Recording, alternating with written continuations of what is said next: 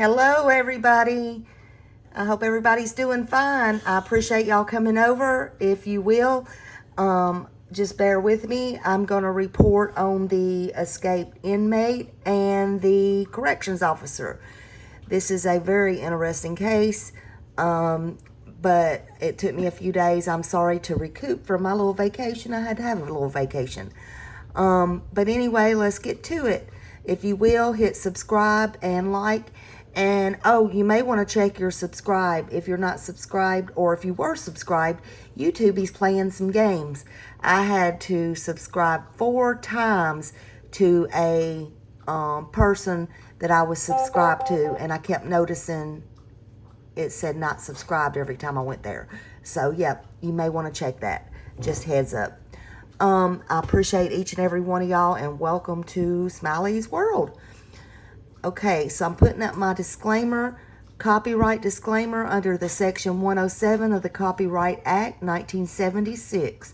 Allowance is made for fair use for purposes such as criticism, comment, news reporting, scholarship, and research. Fair use is a use permitted by copyright statute that might otherwise be infringing. Nonprofit, educational, or personal use tips, the balance in favor of fair use. So that's just in case we watch something that I may need to put that up. And I hope everybody's been doing well and are safe from these storms. We are fixing to get a thunderstorm from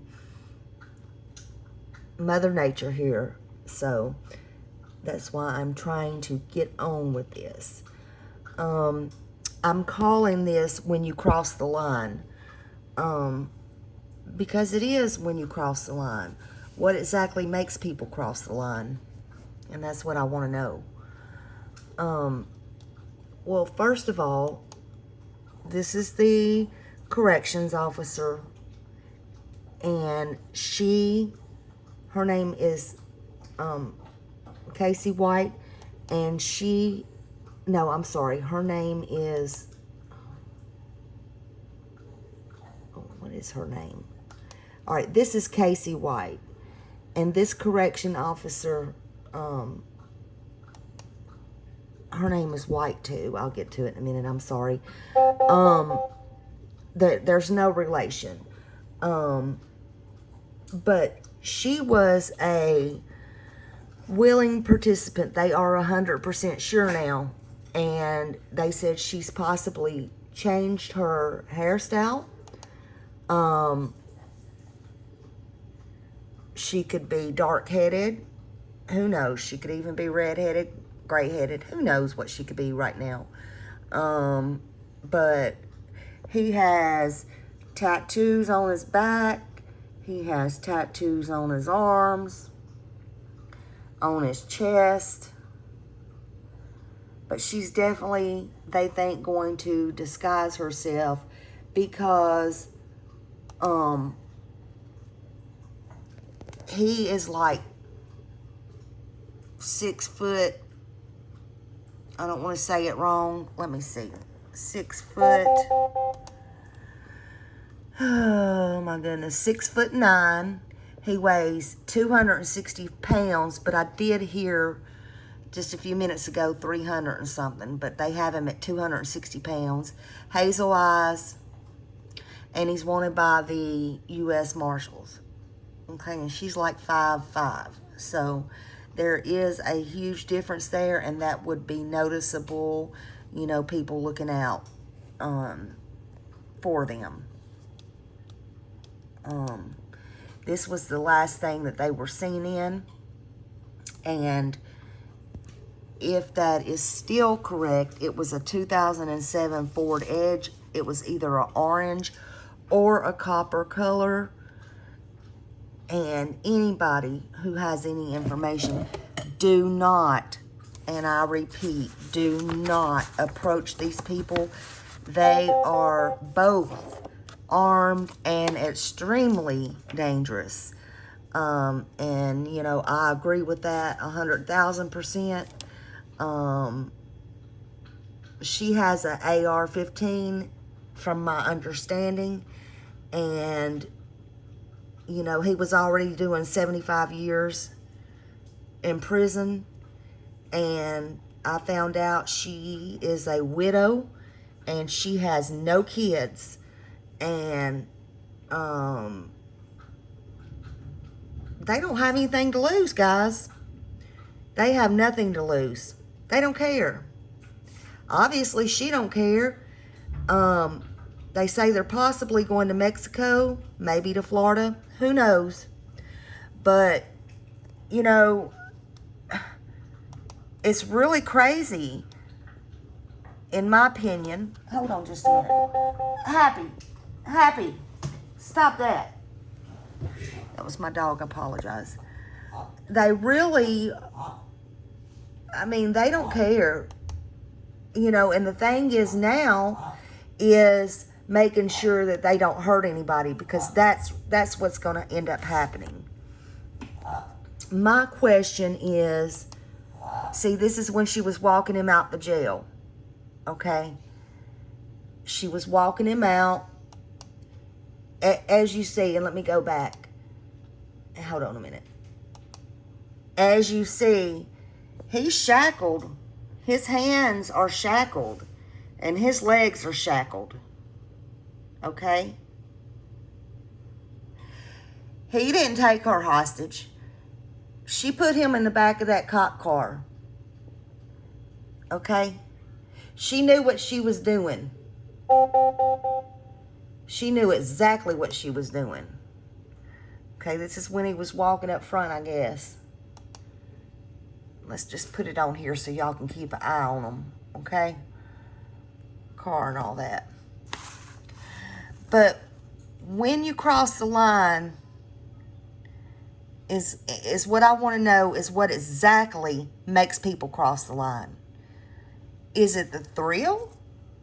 Or is it just bad boy syndrome, or just plain stupid? Or do you really think you're in love and willing to risk it all? Because you are risking it all, including your life.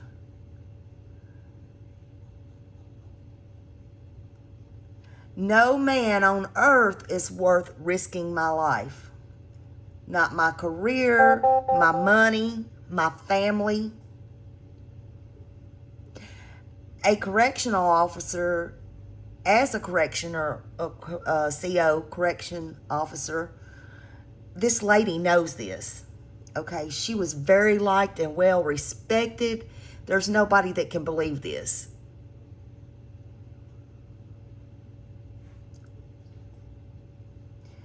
But I'm here to tell you, she's not the first one, and she won't be the last one to have intimate relations with a inmate.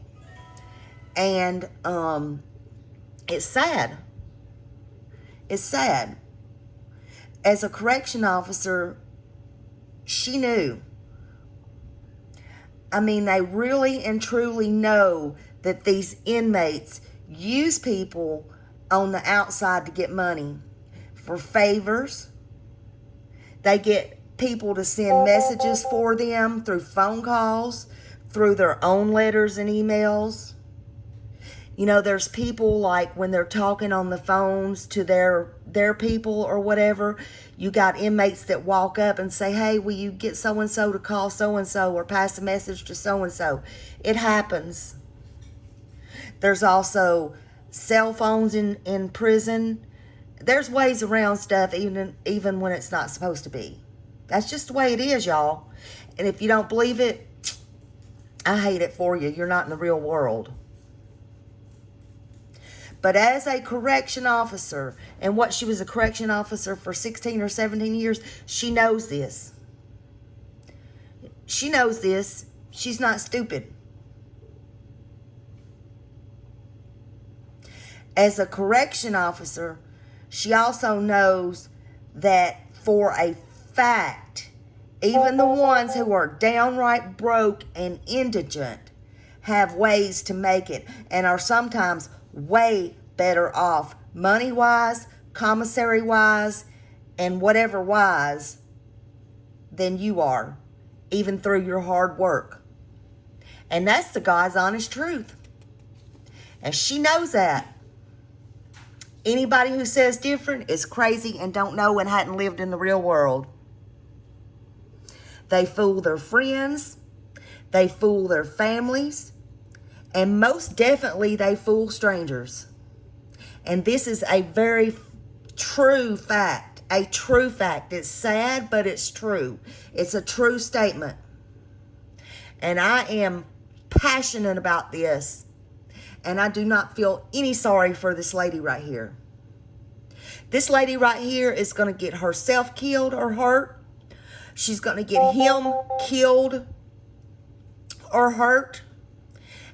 And or she's going to get bystanders killed or hurt. And it's sad, but it's a true fact. And she knows that he and other prisoners are better off in there, and probably better off than her and anybody else. And I'm not just talking about 3 hots in a cot. You better trust and believe these prisoners are doing good and they know how to survive.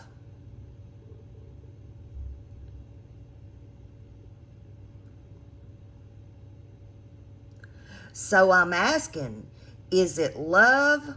Oh my God, is it love? I call BS.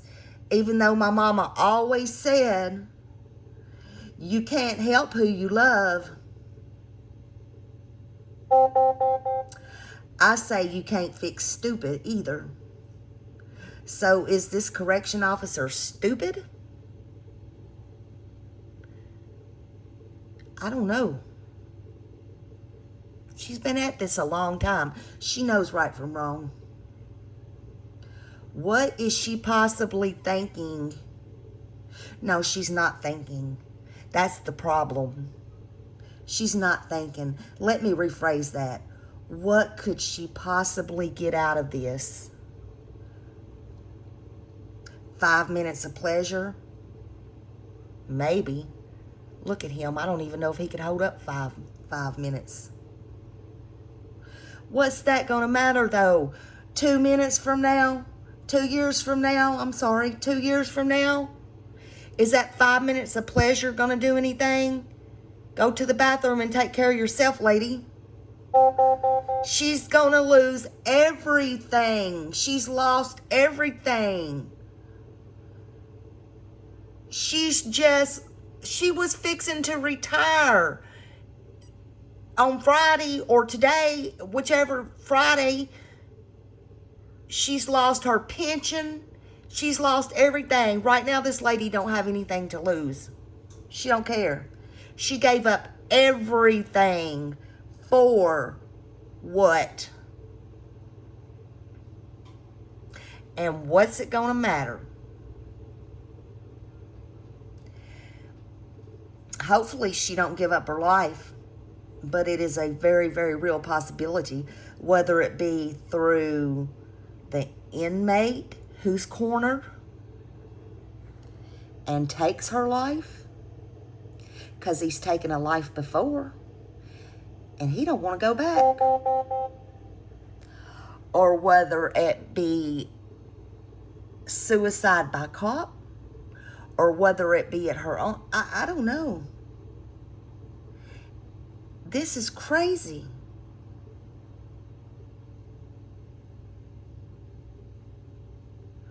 I'm more concerned about the citizens.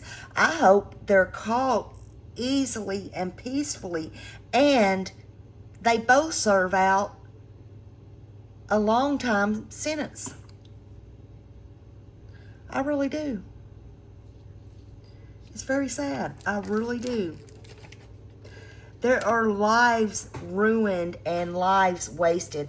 And as I see it, there's going to be more wasted if this don't get under control. Vicky White is her name. I don't know why I couldn't think of it a while ago. And Casey White is his name. She is 56 years old. 56 years old. She worked all of her life. He is 38 years old, I believe.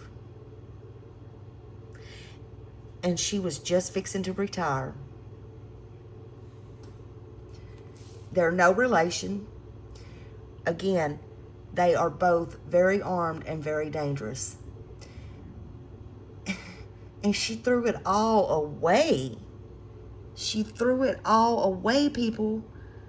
I can't see that, in my opinion. In my opinion, I mean, she willingly helped him. He was handcuffed and leg shackled. And when she put him into the back of the police car, and obviously it's not just my opinion, it's the opinion of the people who runs the jail and everything now too, as much as they loved her and thought she was a decent human being. Yeah, they said there's 100% positivity that she helped him now. And another thing, if he was so dangerous and she didn't help him, why did she not get another deputy to accompany her? You usually do that, and it's out there. She should have had another deputy ride with her. She did not do that. She had this planned. Y'all, don't be crazy about this. They said she was a perfect employee. They had no idea why she might have helped him. Everyone is stunned. Well, you know what I say? Look at that. You know what I say? You got to watch them perfect goody two-shoes. You got to watch them perfect goody two-shoes and them quiet ones. Boy, they're the ones you really got to watch. She made some significant financial decisions leading up to this on April 29th. She sold her house for well under the market value. I heard she sold it for $95,000, $95,500, something like that. The documents show. But the property, I think, and the house was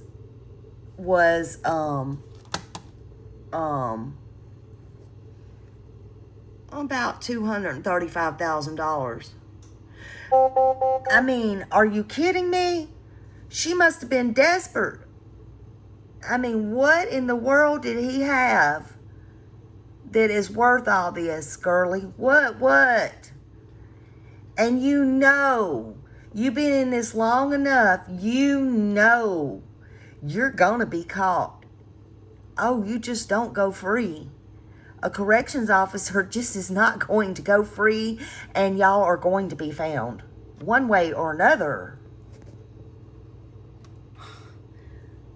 This is not like we were talking about up on that hill case. This is talking about y'all are going to be found. And the worst part, they can trace this relationship back to 2020. When he was brought to Lauderdale County, Alabama on arraignment for murder charges. And that's according to the sheriff. To me, that is crazy. That is wild. That is just wild.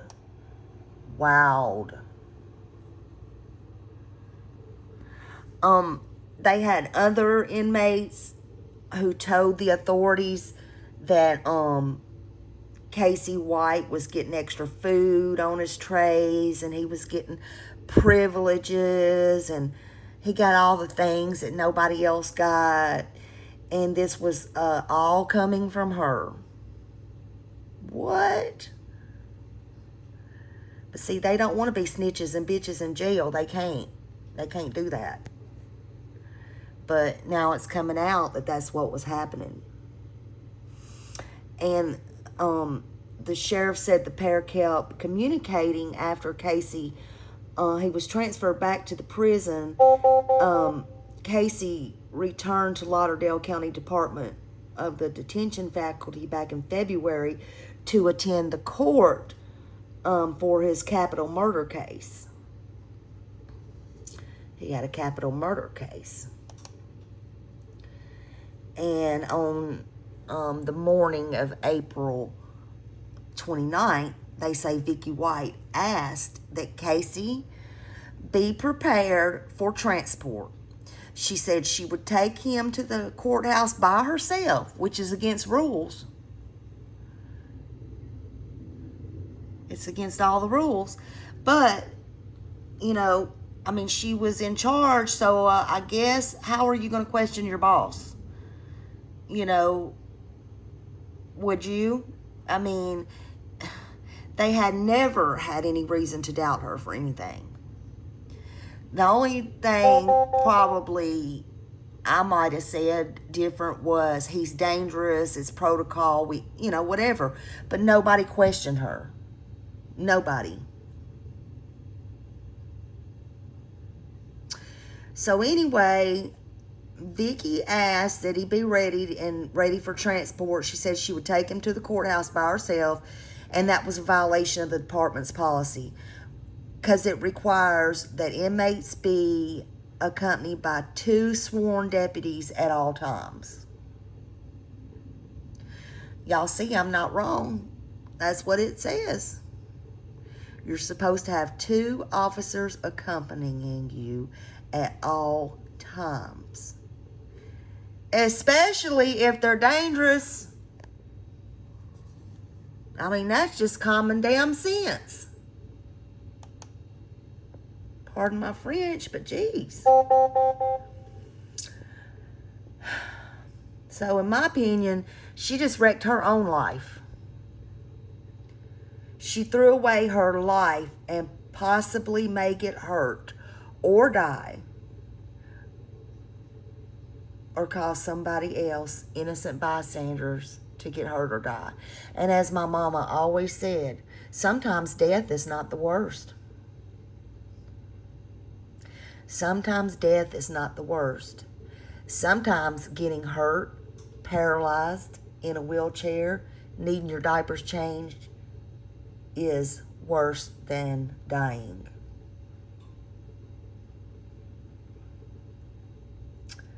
I can't tell y'all she needs punished enough. She knew right from wrong, and she knows right from wrong. I'm sorry. If she had any common sense, it's like the world's worst criminals or something.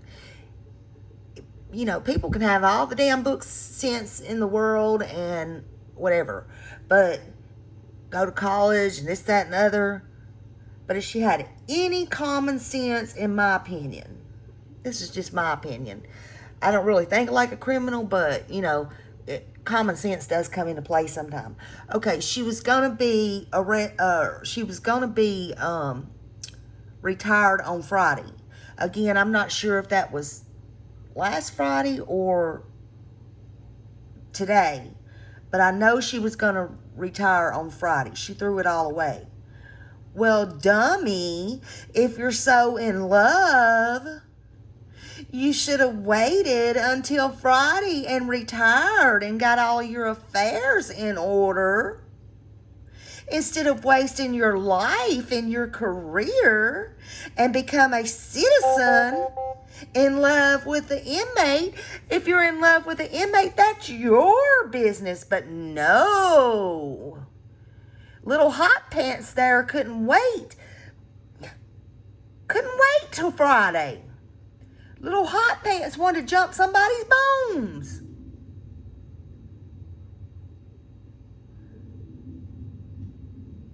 You rather come through like a hurricane. That's not going to mean shit for self-pleasure. A month later? What? You rather throw your life and your career away to jump somebody's bones that ain't worth it and that ain't worth 5 minutes of pleasure? What is wrong with you, lady? Did you lose your marbles working there?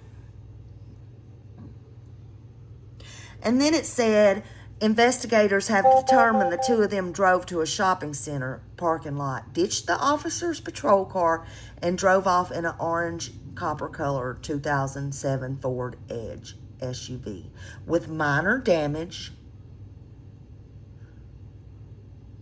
to the rear left bumper. And the U.S. Marshal said, noting it is unknown whether the car has a license plate or just a plate number.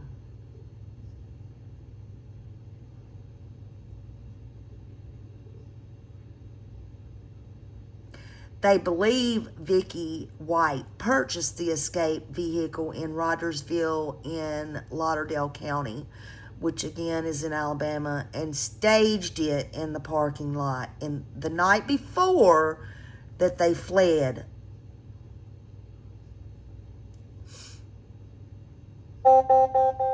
And more than likely, they think they possibly could have ditched that vehicle, but they don't know. They said this investigation is unique because Vicky White helped the inmate escape, and they were several hours behind, and it wasn't a typical over-the-wall escape. I think they're like 6 hours behind them, is what I heard, if I remember right. They got like a 6-hour head start. But it's not like they're saying, oh, somebody jumped the fence and no. She put him in the car and took him where she wanted to take him. The U.S. Marshals are looking for both of them. They're both wanted. And the U.S. Marshals are looking at every single lead.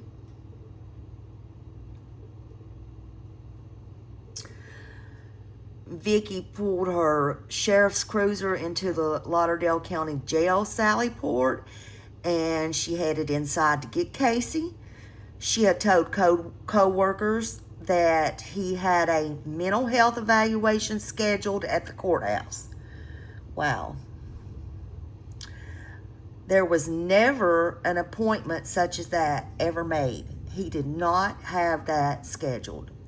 Casey was wearing an orange jumpsuit with shackles on his feet and hands, and he was seen walking out the jail, getting into the back seat of Vicky's sheriff's cruiser.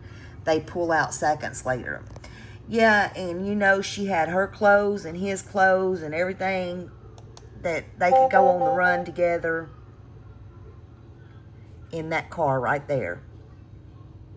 I'm telling you now. So I am pretty much sure that everything they needed was already there. Vicky was a former assistant director of corrections for Lauderdale County in Alabama. She was once considered to be the perfect employee, and one that her colleagues and employees would trust.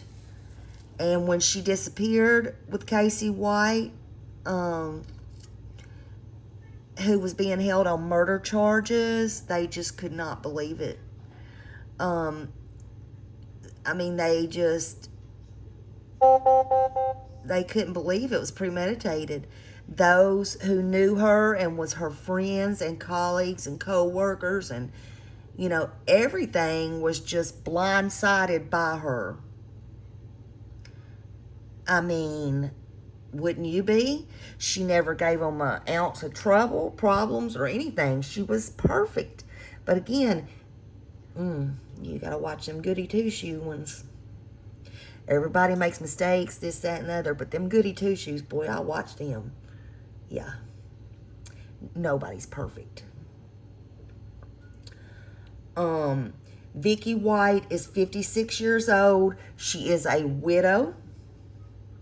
And she has no children. Thank God for that, because, you know, she probably wouldn't care if she did and had to worry somebody to death, you know, even if they are older, you know. And I don't know about, I hadn't dug, so I don't know about her parents, you know. I don't know any of that. But thank God she don't have children to suffer, because grown or not.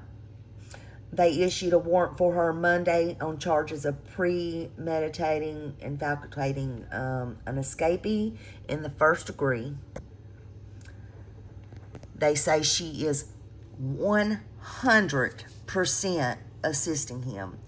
And if you see these two or one of them, you call 911 immediately, or call the marshal's office at 1-800-336-0102.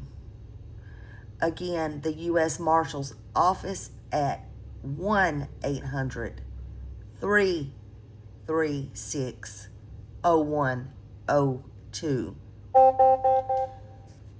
Do not approach. I'm telling y'all, do not approach. These people are armed and dangerous, and they have nothing to lose. Nothing. That's a closer look at his tattoo.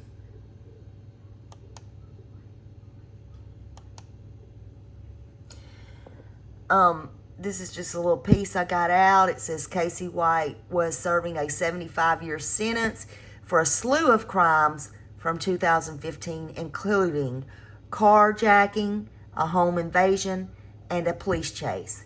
He had been serving his sentence at the William E. Donaldson Correctional Faculty in Bessemer, Alabama, but had been transferred to the Lauderdale County Jail, where he awaited trial for the 2/15 murder of a 58-year-old Connie Ridgway. Casey and Vicky White met in 2020 when Casey was being housed in the Lauderdale Center after confessing to the 215 slaying. Authorities have said the pair maintained contact and were said to have spoken by phone between 2020 and 2022, even when Casey was transported to the Donaldson Center before he was sent back to Lauderdale to await trial.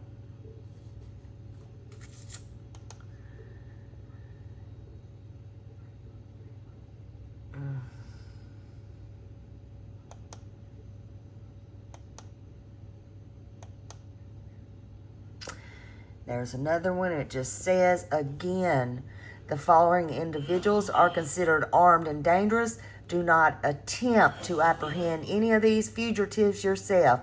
Anyone with information is urged to contact the nearest U.S. Marshal's District Office.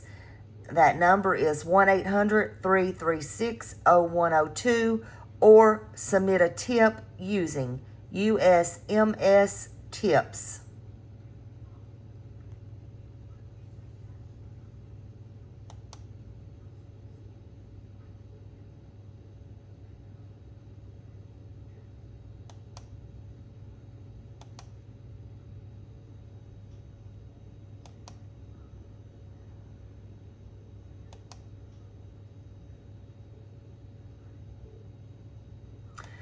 She could have, again, disguised herself. She could have dark hair. She could have red hair. She could have purple hair. She could have green hair. She could have blue hair for all I know. That was what they were last seen in, but they think they could have ditched it, so I don't know. This is some of his tattoos.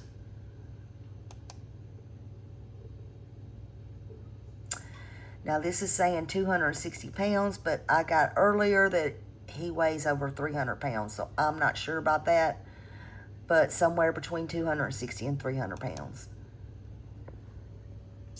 So,